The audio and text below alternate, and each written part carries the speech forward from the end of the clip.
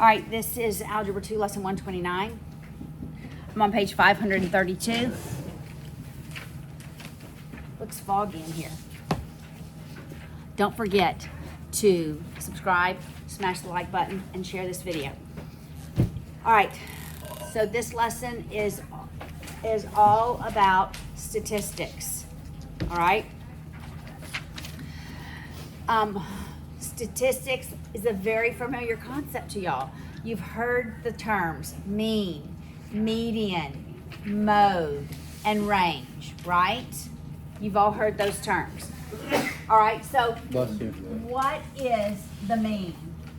The average. It's the average. What's the formula for the mean? Add up all the numbers and divide by the amount of numbers you have. Divide by how many numbers, right? And that equals the mean. All right, so this is the symbol for mean, or X with a line over it. All right? What is the mode? Like the most common number we ever heard. Yes. The number repeated the most times. The mean and the mode are both measures of central tendency. But there's one more. The median. What's the median? Isn't that the number that's in the middle of the whole line? Yes, it's the number in the middle. Now, if I have an odd number of terms, that works. But if I have an even number of terms, then you take the average of the two middle terms. All right? All of these are measures of central tendency.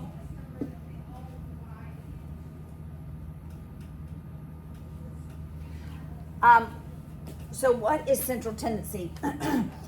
Where is the center of all of these numbers?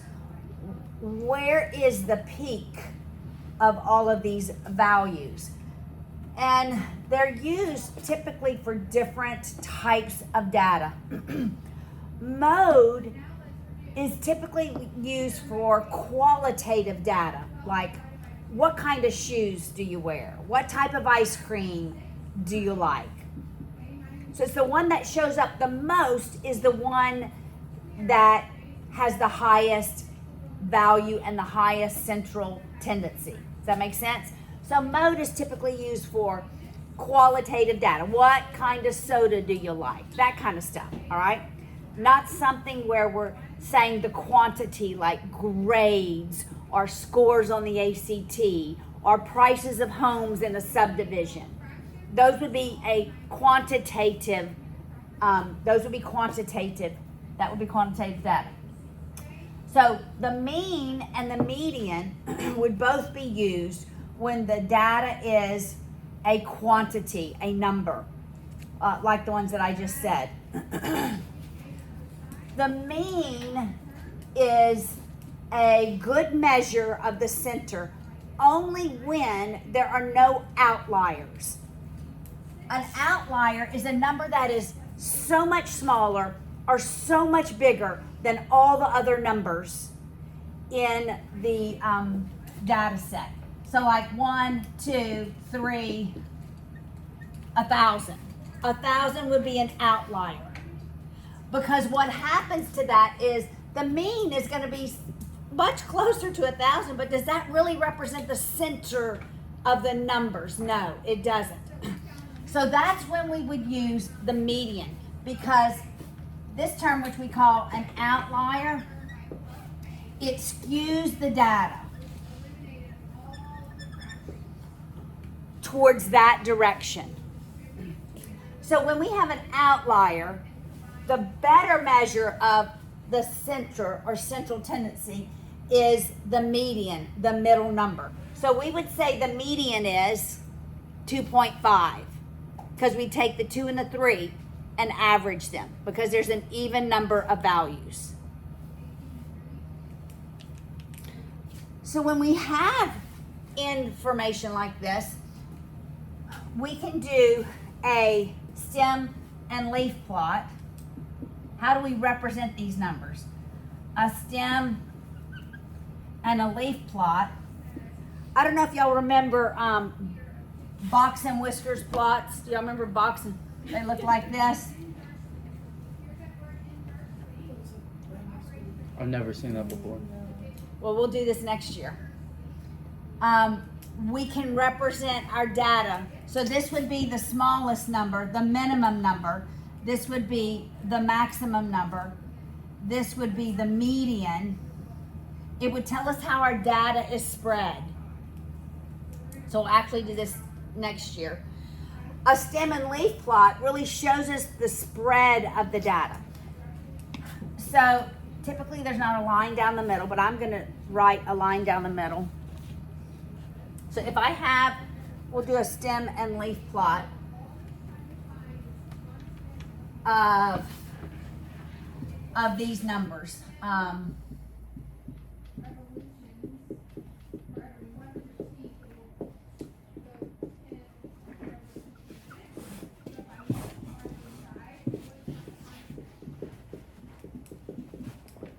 right, we'll do a stem and leaf plot of these values. The stem is always in the left-hand column. The leaf is always in the right-hand column. There is only one digit in the leaf. So if we have hundreds, only the unit digit is in the leaf.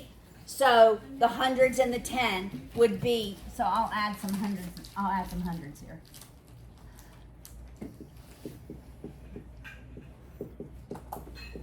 All right, so we'll see it all ways. All right, so for 7 and 8, you don't have to write anything in the stem. I would just write 7, 8 because there's no stem. For all of the numbers that have a 1 in the tens place, I would write 1, and then every unit's digit on the leaf side, stem and leaf. So for the 2s, I would write 2, 5, 8, 9, 9. Then we would go to 3s, 0, 5, 5, 5. Then for the hundreds, it would be further down. I would write 4 with nothing on the right, 5 with nothing on the right, all the way down to 10. And then it will be 1, 5, 6. That is all that a stem and leaf plot is. All right. But if I just took the hundreds away, I could look and see what the distribution is. And the distribution of these numbers, if you rotated it 90 degrees counterclockwise, then it really looks almost evenly distributed. Like there's 2 terms, 3 terms, 4 terms, 4 terms. I wouldn't say that was skewed in any direction. I would say that's pretty equally distributed. All right, that's all a stem and leaf plot is. That's it. It also helps you to see the curve. All right, so what is one more term? The range. Oh, I should have left those numbers up there. What was my highest number? 106. The lowest number was 7, I believe. And those numbers I just wrote. 109. Thank you for remembering. The range is, does anybody remember what the range is? The highest number minus the lowest number. Yeah. High minus the low. So it's 109 minus 7. It merely tells us what is the range of the values, the smallest to the biggest. All right? And that really helps us look at not a stem and leaf plot, a box and whiskers plot, which we really just call a box plot. In your lower levels, it was a They called it box and whiskers. Now, when the mean, the mode, and the median, I'm so used to saying mean, median, and mode, are the same value. When these three values are the same,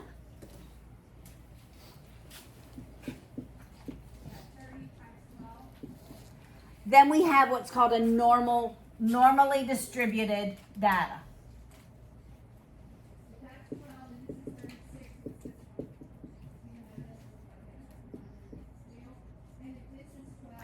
And a normal distribution of data is a bell curve.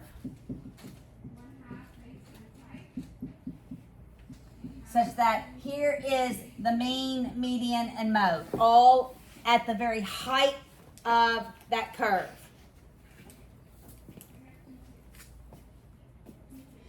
And then to find how the data is distributed about that maximum point, which is our mean, we use what's called the standard deviation calculation. This is how a lot of professors decide your grades in college. They use standard deviations. Well, their computers do it, and actually our calculator will do it next year for you. But you also can manually calculate the standard deviation. So if I had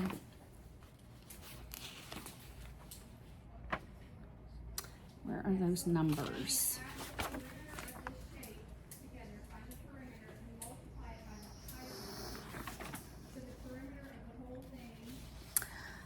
All right, we're gonna look at standard deviation, okay? We're gonna look at the calculation.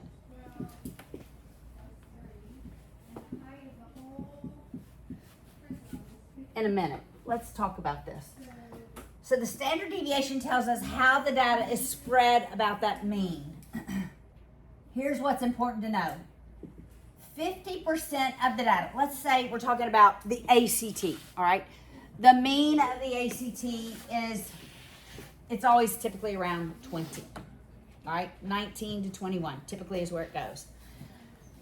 And if I told you that the standard deviation, which that's the symbol for standard deviation, is 4. Okay, I am totally making this up. I don't know what the standard deviation is for the ACT.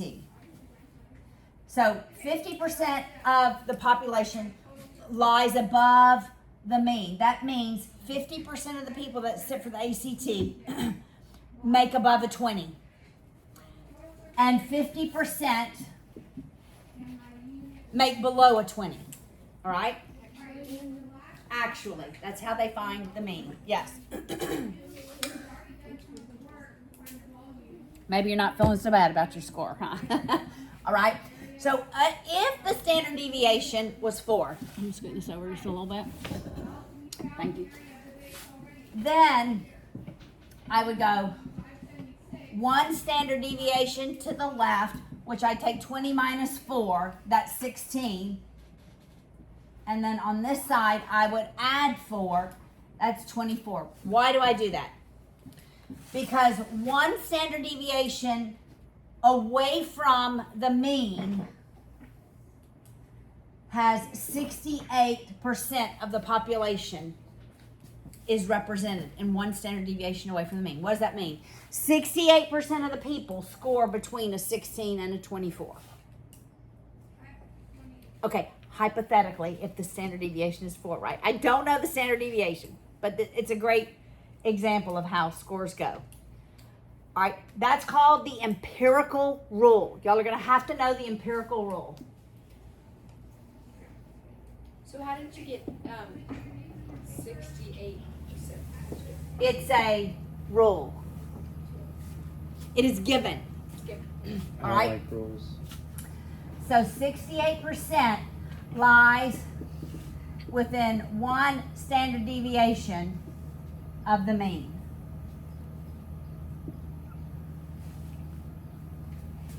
Got it? This is actually in your textbook, but the numbers are, to give you decimal places. It's on page 555. So I'm going to give you the one that's typically used. All right? 68%. They give 68.2. What? This is standard deviation. That's mean. Standard deviation, mean. Got it? So let's go 2 standard deviations away. That would be what? 12 to 28.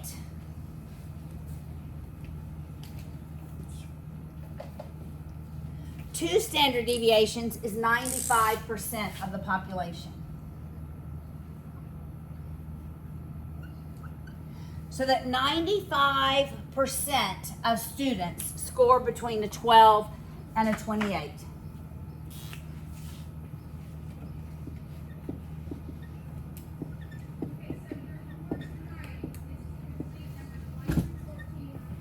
All right, it's the empirical rule.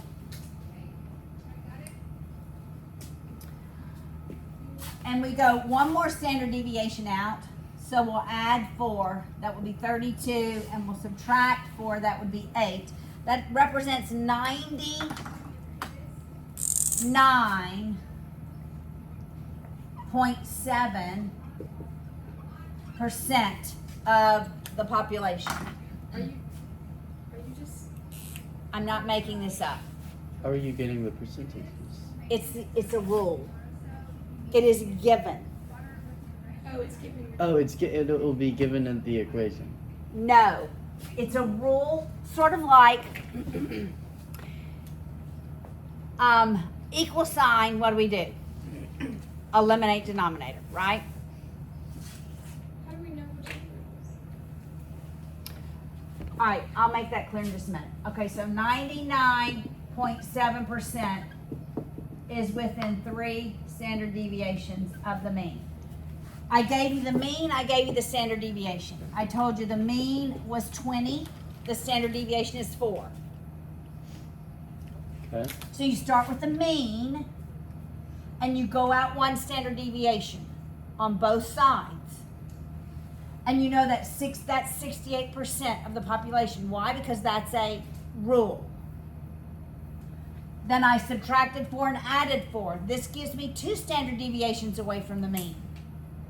And I know that the rule says that 95% of the population lies within 2 standard deviations. Again, I subtracted 4 and added 4.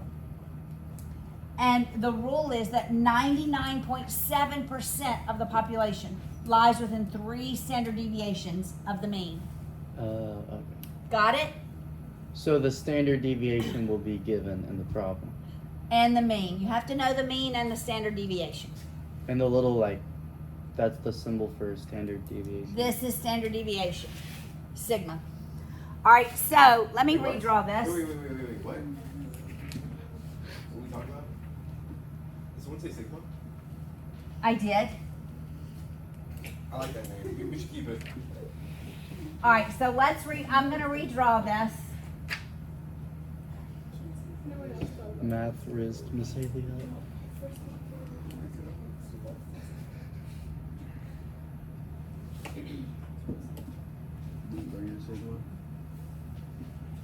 All right, so everybody look.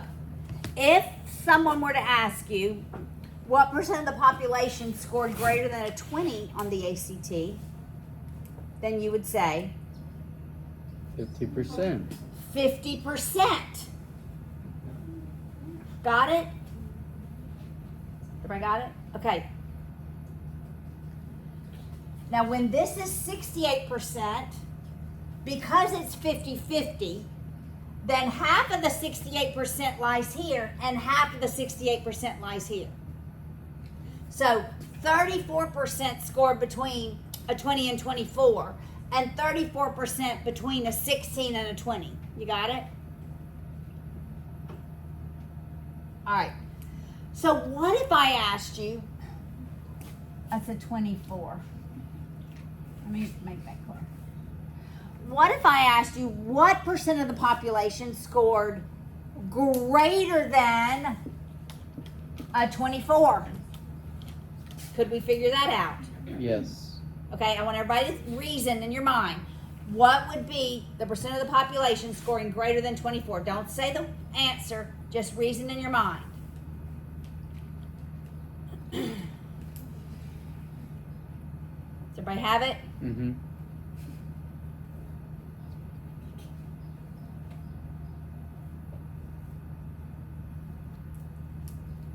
Kamaya, do you have it? What is it? 16%. Can you tell us how you got that? Well, you divide 68 by 2, and then that's 34, and then you subtract 34. You take 50 minus 34, and that gives you from here forward.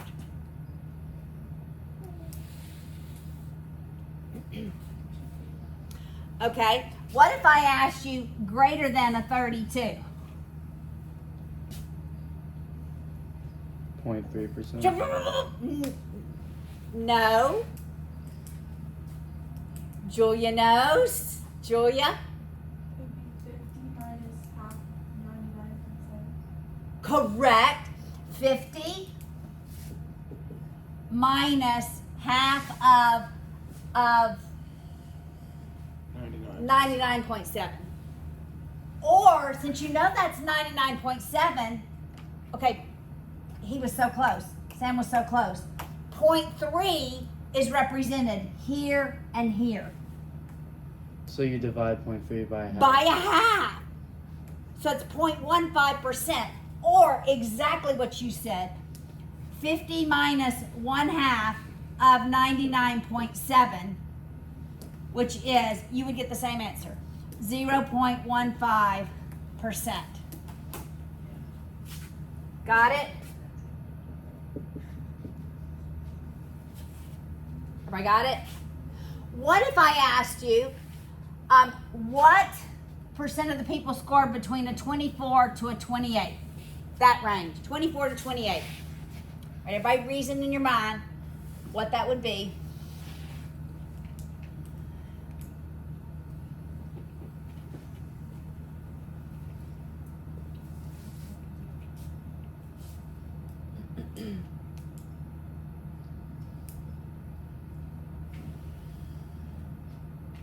Ben?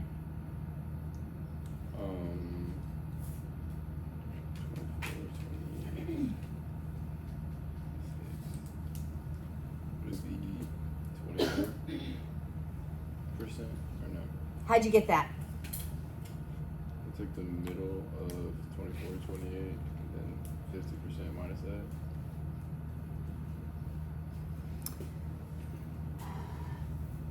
No. Is it 11%? How'd you get that? I 50 plus 34% is 84%, and then I subtracted it from 95. 50 plus 34. So you took here back, Yeah. okay? But you have to subtract there forward. What do you have? 13.5. Okay, I think that's right. Tell me how you got it. 13.5%. Wait, what was my again? 24 to 28. Oh, yeah. So, I did 95. Divided by 2. Yeah. Divided by 2. So that she only got this piece. This is half of 95, which is 47.5. That's what I did mentally. I just subtracted 68. Subtracted what? 34. 34. I subtracted 68 and divided. Oh, this is what I did. I subtracted 34. But you did 95 minus 68, which works. That's 27. Then you divided that in half. This is what I did. I took this amount, which was half of 95, and subtracted the 34. So it's basically just like being able to read Correct. Correct. That is correct. All right, let's walk through your example problems. All right, so look on page 533. And I'm also going to show you how to calculate the standard deviation. Maybe we'll do it on this first group of numbers because it'll be easy.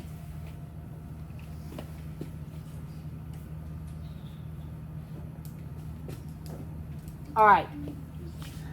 So example 29.1 says find the mean, median, mode, and range of these numbers.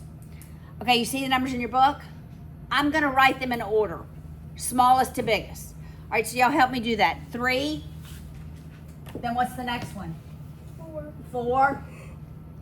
7, Yeah. 8, 9, 10. Somebody confirm there are 2, 4, 6, 8 numbers in the original list. Are there 8 numbers in the original list? yep, Okay, good. Always make sure I have this exact same values. All right, let's do the easier ones. What is the range? 9, That's correct. 12 minus 3, which is 9. What is the mode? 9. 9. Okay, one thing I neglected to say about the mode is there can be no mode. Like in the numbers that I wrote earlier, there's no mode. There doesn't have to be a mode. There can be multiple modes. Here we have 2 modes. So you don't have to just have one mode, but probably if anybody ever asked this question on the ACT, there'd be only one. All right. What is the median? You get 8, 9, average of 8 inclusive. Yes. You walk your way inside. So what's the average of 8 and 9? 17 divided by 2. Yeah, it's 8.5, right smack dab in the middle of them. But you're exactly right. 17 divided by 2. All right, somebody calculate the mean for me. You're going to add them up. 7.75 or 31 over 4. Yeah, I do want 7.75.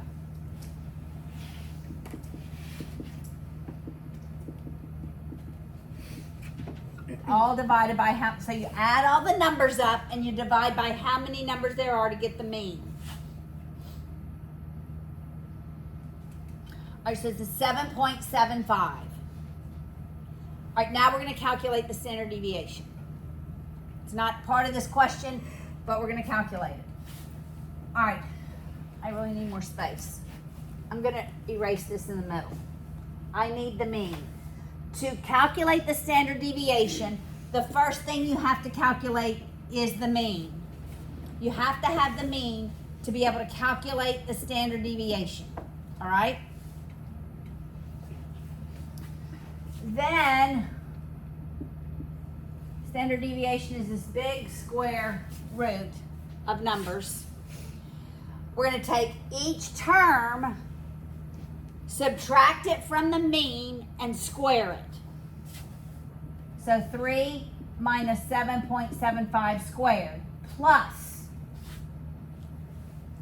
4 minus 7.75 squared plus 7 minus 7.75 squared. Okay, it doesn't matter if you do 7.75 minus 3 or 3 minus 7.75. Why? Does it matter? Not matter. Squared. Because I'm squaring it. And it will always be positive. Whatever I square will always be positive. All right. Keep going. 8 minus 7.75 squared. I forgot to square that one. Plus 9 minus 7.75 squared. 9 minus 7.75 squared. 10 minus 7.75 squared. 12 minus 7.75 squared. All of this is under the radical. Under how many terms there are. okay, I need somebody to do that in their calculator. So really this is what? 4.75 squared, 3.75 squared, 0.75 squared, 0.25 squared, 5 squared.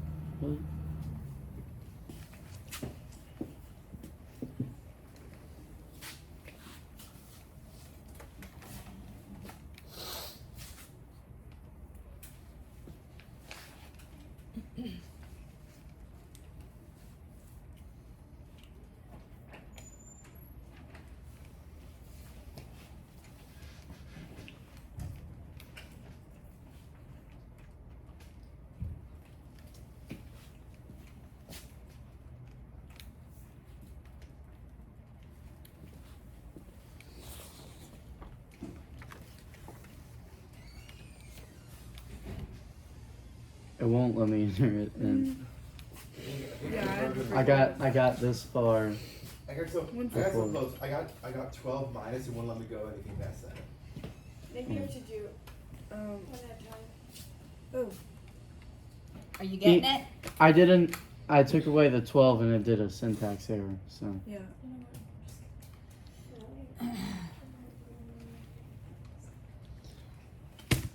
The square root of 127 over 4, which Okay, keep going. is Keep going.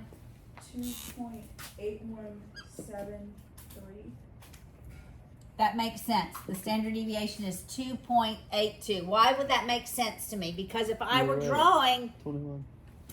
a standard bell-shaped curve, right? This is a bell-shaped curve when your data is normally distributed.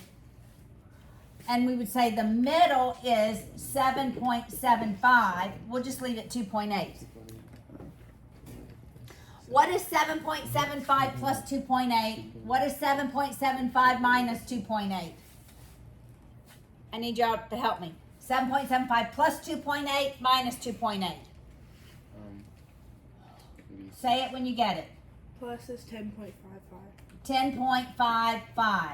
Minus is 4.95. Keep going. Minus plus. So you add 2.82. It's And subtract. we're moving a standard deviation away. 13.35.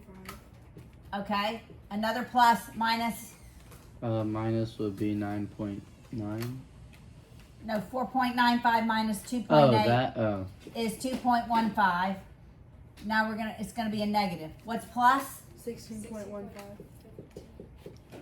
And minus is gonna be a negative 0.62. 6.2. All right, so that's how you would do that curve. Yes. So that the 2.8. That's so that's sigma or whatever.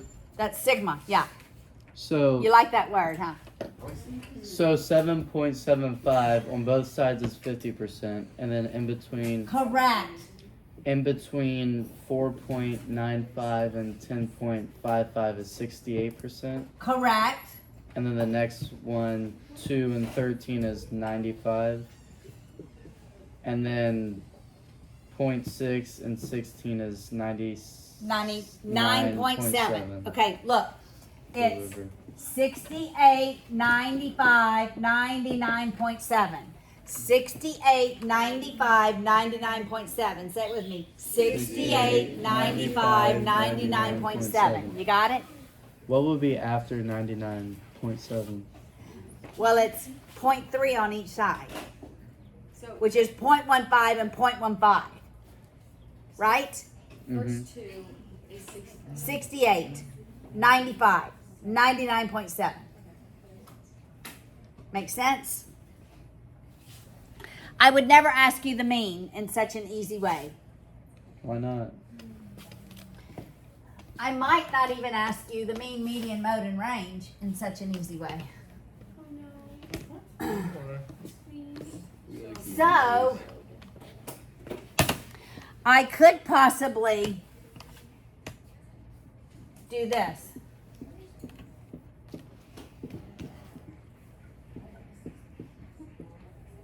Oh, that's not bad. That's a lot of numbers to calculate. Sigma. Yeah. How many questions are gonna be on our final? I haven't made your final yet. Bro, Did you say it was gonna be like 30 questions Okay. or something? All right, looking at these numbers, let's do the mean last, because it's gonna be a lot of numbers. Let's do the mode. What's the mode? Can you write the numbers? 41. 41? 41. Yes. Jinx, you owe me a soda. What is the range?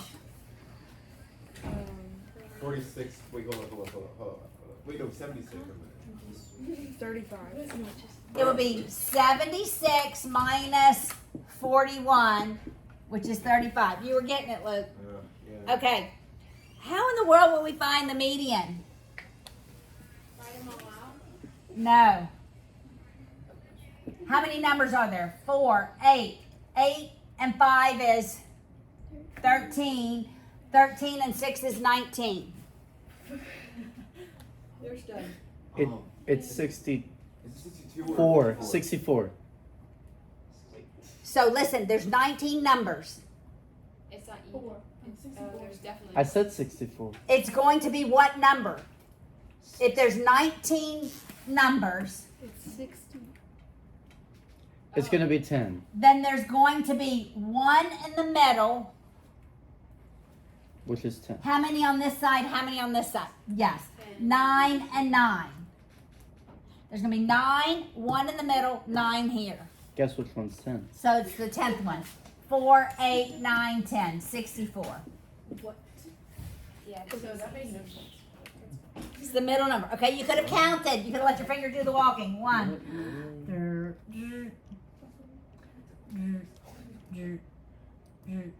I don't think that's how walking sounds. Yeah, there we go. Oh well, that's how Miss Haley's walking sounds. Okay, so you could have done that. You could have crossed them out, right? As you went, I'm going smaller to larger in this end. I'm going larger to smaller to that end. All right, can y'all calculate the mean? Yes.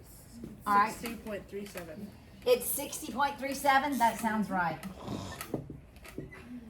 She added those all up and divided by 19. I also probably wouldn't ask you the mean in such an easy way. No, here's probably how I would ask it. What'd you get? Can we get some water? 60. In just a minute. 60.3. Okay. All right, I'll write this on the board. All right.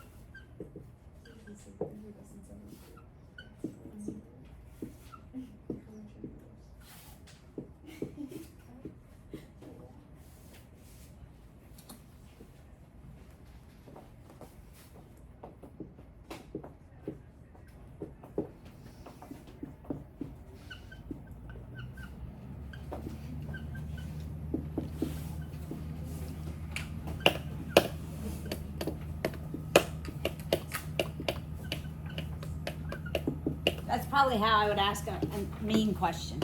All right? That's kind of mean of you. That's mean to me. The average weight of 10 boys is 77 pounds. If the youngest boy is excluded, then the average weight of the 9 boys that are left is 78 pounds. How much does the youngest boy weigh? All right, can y'all figure it out? Everybody figure it out. Julia has the answer already. What? Everybody work it out. Okay, hold up. This is an exact question from the last pre-calculus test. 77 times 10. Pre-calc. Yes, you're not there yet. If this is pre-cal, then that'll be easy. Why are you I'll laughing? ask the same question next year. It's pretty calculated. Okay. All right, 702. Got it. So, how do you start? What did you Yeah, where Okay. Oh, wait, I think. Do you know the formula for the mean? I'm giving you time. Keep going. You know the formula for the average. You have to know the formula and be able to apply the formula.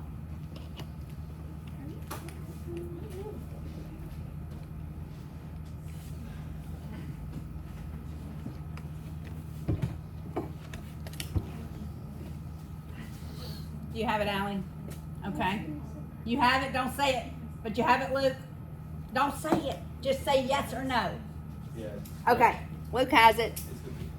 This is always how it's asked on the ACT, in this way. I'd see I it know, on the like ACT. every test I take it. Exactly. Yeah. I'd see it on the ACT. I kind of want to say it, but I kind of don't want to say it. I don't know. Say it. Wait, don't say it yet. I'll show you. In a minute. Let's give everyone an opportunity to think and That's reason. right. That's right. Hide it. So I got the. No way. You got it. Y'all write it on paper and show- Everybody write it on paper. Yeah, everybody write it on paper if you have it. Can we just do it on our calculator? He is correct, which means you have to be correct. You see what? Well, he looked at yours, so you have to be correct. Alright. And you said he was correct. He had the Yeah. same number. Let me see. Correct. Correct. Yes, Luke. Let's go. Wait, Yes. Is the youngest boy wait really light? I mean, it depends what grade he's in. It depends. If he's in like 4th grade, If then he it's alright. is 2 years old, he's pretty fat.